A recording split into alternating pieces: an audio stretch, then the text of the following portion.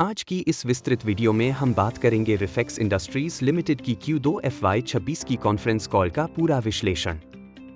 यह तिमाही कंपनी के लिए कई मायनों में महत्वपूर्ण रही।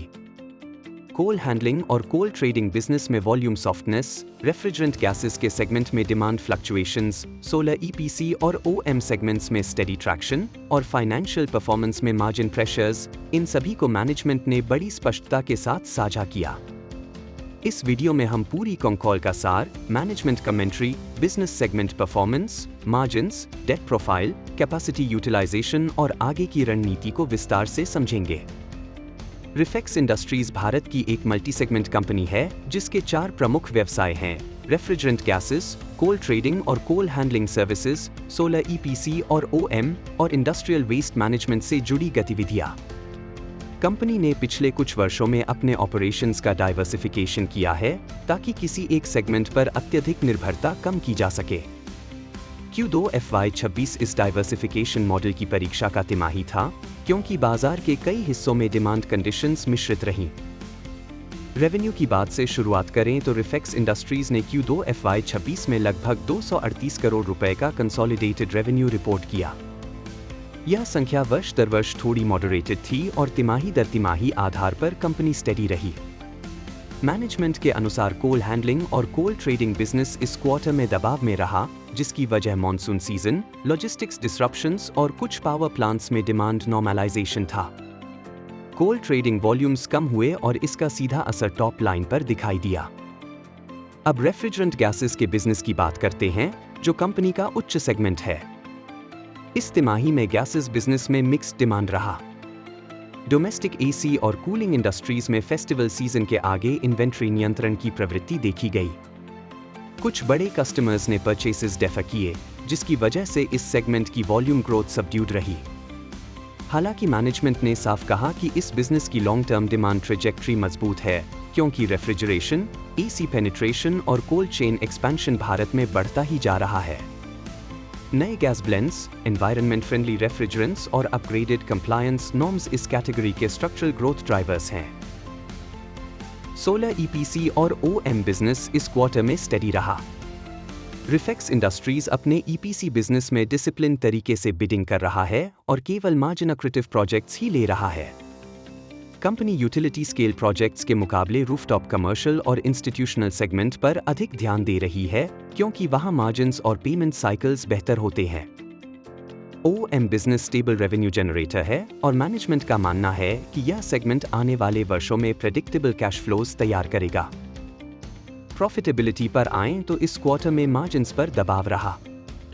संचालन खर्च बढ़े, फ्रेट और लॉजिस्टिक्स लागत ऊंची रही और कोल हैंडलिंग बिजनेस की लोअर प्रॉफिटेबिलिटी का असर कंसोलिडेटेड मार्जिन पर दिखाई दिया। लेकिन रेफ्रिजरेंट गैस बिजनेस ने मार्जिन्स को सपोर्ट किया। कंपनी का EBITDA लगभग 12 करोड़ रुपए के आसपास रहा और नेट प्रॉफिट लगभग 4 करोड़ रुपए रहा। मैनेजमेंट ने कहा कि यह क्वार्टर अनयूजुअल था और H2 FY26 Q2 की तुलना में बेहतर होगा। एसेट लाइट फिलॉसफी वाले कुछ सेगमेंट्स कंपनी की प्रॉफिटेबिलिटी को सपोर्ट करते हैं। कोल हैंडलिंग बिजनेस हालांकि वॉल्यूम ड्रिवन है, लेकिन कॉन्ट्रैक्ट स्ट्रक्चर्स मार्जिन को सीमित करते हैं। मैनेजमेंट का फोकस हाई मार्जिन गैसेस और सोलर बिजनेस पर ज्यादा है ताकि कंसोलिडेटेड प्रॉफिटेबिलिटी स्टेडीली इंप्रूव हो सके। डेट प्रोफाइल पर चर्चा करते हुए मैनेजमेंट ने बताया कि कंपनी की नेट डेट मैनेजेबल स्तर पर है और वर्किंग कैपिटल नीड्स समय पर पूरी की जा रही है।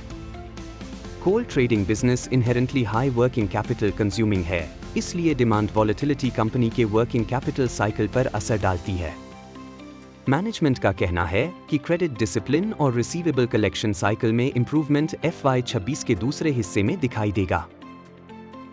कंकॉल के QA सेशन में एनालिस्ट्स ने पूछा कि रेफ्रिजरेंट गैस बिजनेस की ग्रोथ आगे कैसी दिखती है।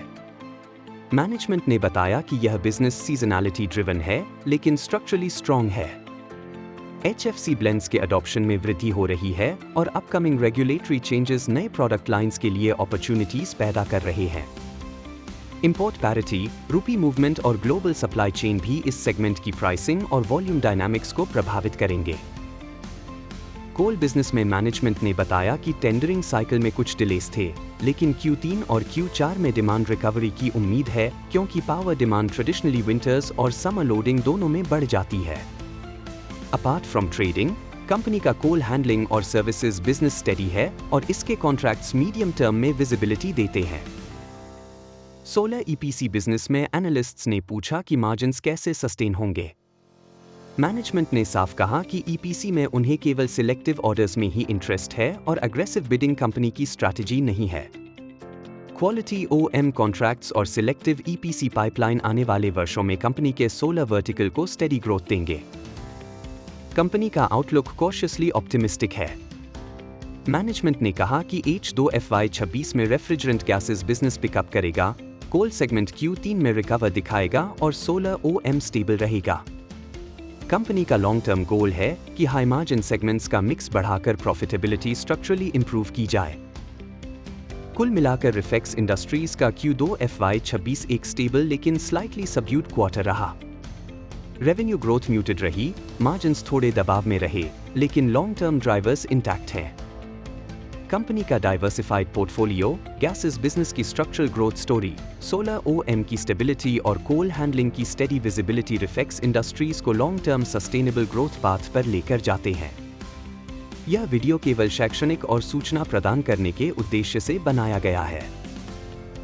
यह किसी भी प्रकार की निवेश सलाह नहीं है। निवेश से संबंधित किसी भी निर्णय से पहले कृपया एक SEBI रजिस्टर्ड इन्वेस्टमेंट एडवाइजर से परामर्श करें।